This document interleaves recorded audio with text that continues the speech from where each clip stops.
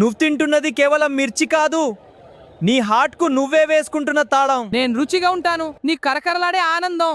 కానీ బాగా మరిగించిన నన్ను నీ లోపలికి వేసేస్తున్నావు. నేను నెమ్మదిగా నీ నాశనం కోరుకుంటాను. మరి అధిక నూనెలా మారిన నేను, ముఖ్యంగా ప్రాసెస్ చేసినందుకు, మీ రక్తంలో చెడు కొవ్వుగా పెరిగిపోతాను. మొదట్లో నేను కనిపించను కాని మెల్లగా రక్తనాళాల్లో పేరుకుపోతాను.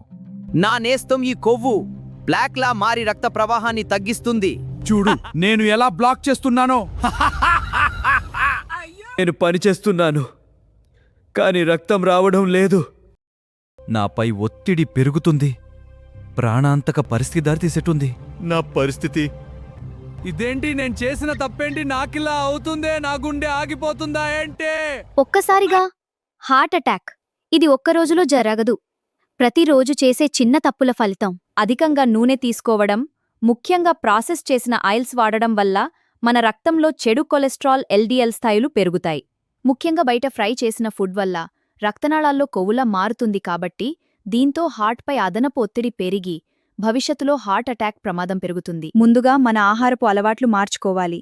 ఫైబర్ ఎక్కువగా ఉన్న ఆహారం, ఓట్స్, గోధుమలు, పండ్లు, కూరగాయలు చెడు కొలెస్ట్రాల్ తగ్గించడంలో సహాయపడతాయి.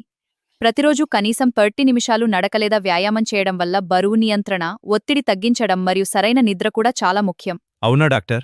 అవును, చాలా ముఖ్యం.